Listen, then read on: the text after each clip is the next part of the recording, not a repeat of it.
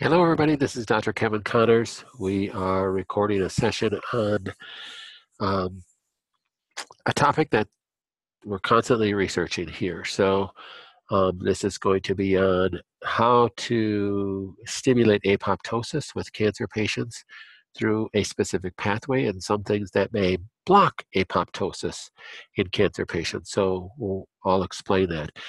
You can find some of this information in my books available on our website. If you haven't done that, all this information that we're talking about in this presentation is going to be in the new Cancer Genes book. So let's jump into this. This topic is going to be on the role of superoxide ion in cancer.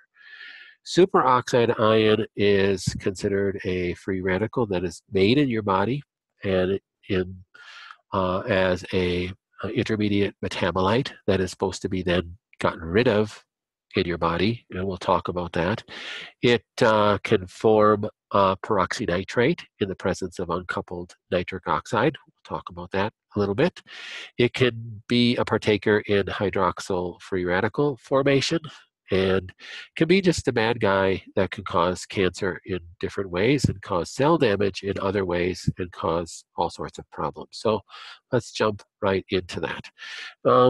Don't memorize this, but a few things I want to talk about this. This FAS pathway is what we're going to be talking about and where superoxide ion really blocks this pathway. The FAS pathway, so this is actually the membrane of the cell.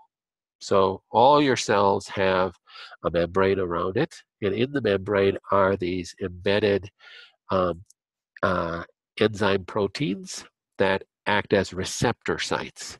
So receptors, you could think of them as a lock and a key mechanism, maybe, that turn on different things inside the cell. And the FAS receptor pathway turns on the caspase pathway, which is the apoptotic pathway, which is one of your major apoptotic pathways.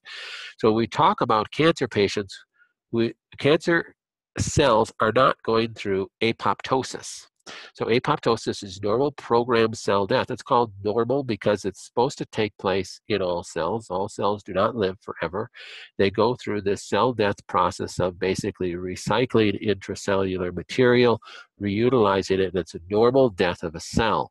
Well, it is a process and it's a pathway because it doesn't just die like you'd think. It's all these chemical pathways that has to take place that is actually much more intricate than what's seen on this diagram. This is an abbreviated diagram. Um, and there's things that can get inside the cells and block this. One of those things is superoxide ion. So superoxide ion, one of the damaging things of the superoxide ion is that it can get in the cell and it can block this pathway. So it blocks apoptosis and can be then a precursor to cancer. And it can hinder chemotherapy's activity on a cell. It can hinder all sorts of alternative therapies trying to stimulate apoptosis. You have this free radical superoxide ion that's actually blocking everything you're trying to do and kill cancer cells in a patient. So understand, the FAS pathway stimulates apoptosis. Superoxide ion blocks the FAS pathway. So it's blocking apoptosis, hindering cell death in a cancer patient. So let's talk, we need to find out where the heck is this superoxide ion coming from and how can we intervene and block this? Makes sense to me, huh?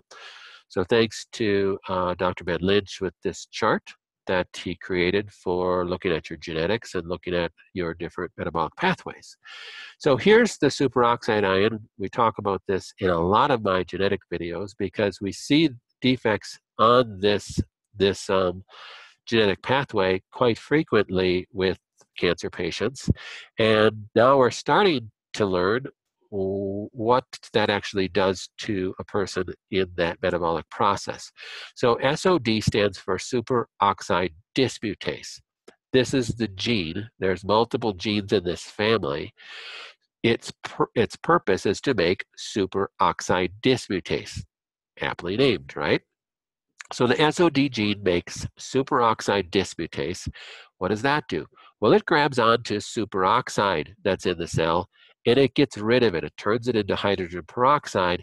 Then with the help of glutathione and catalase, it turns it into water and you pee it out into the toilet. So your body has a way to get rid of superoxide. So it doesn't cause issues like this and block the fast pathway, which blocks apoptosis. We don't want that to take place, right? So we want to make sure we have plenty of superoxide dismutase to grab onto this. Well, it even gets worse, and we're going to put another video together on when superoxide ion is left alone, it can bind to uncoupled nitric oxide and form peroxynitrate, but that's another lecture. So we need to look at excess superoxide ions in cancer patients. So again, in summary, superoxide ion will, through the process of combining with superoxide dismutase made by the superoxide dismutase genes, form hydrogen peroxide, and then with catalase and glutathione forms water and oxygen, and you get rid of it. That's the goal. It's when this isn't taking place right here, this isn't taking place right here, that we get excess superoxide ion, and excess superoxide ion can block apoptosis. Okay, so it's not really that difficult, but this is what's taking place, so we got to figure out what's going on there. So how do we look at this in a patient? Can we measure superoxide ion in the cell? No, we can't. Can we look at a person's genetics to see if maybe they're producing, they're leaving excess superoxide in the cell and not getting rid of it? Yes, so the first gene you look at is the superoxide dismutase gene. So again, this is the gene we're looking at, the superoxide dismutase gene. That's the first one we need to look at.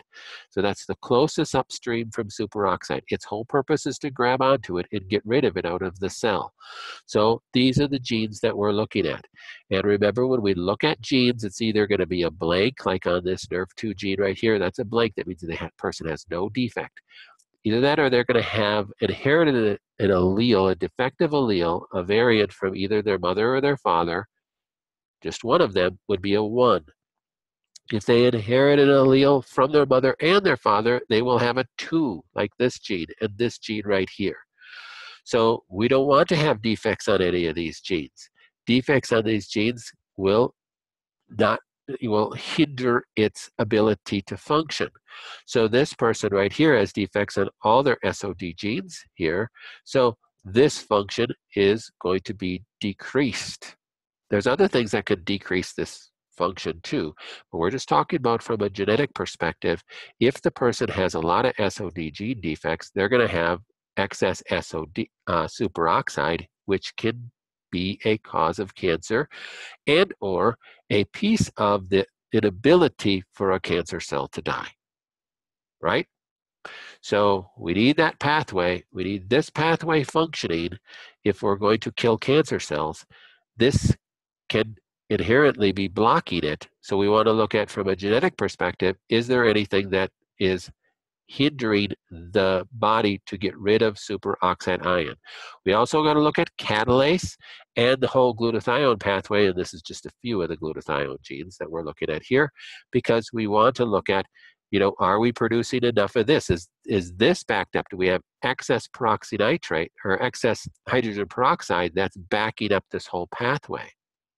So if there's issues with glutathione, if there's issues with catalase, if there's issues with how glutathione's made through the NERV2 pathway, that's why I put those genes on there too, then we're going to have that whole system backed up, and we could have excess superoxide, and that's going to be the big hindrance for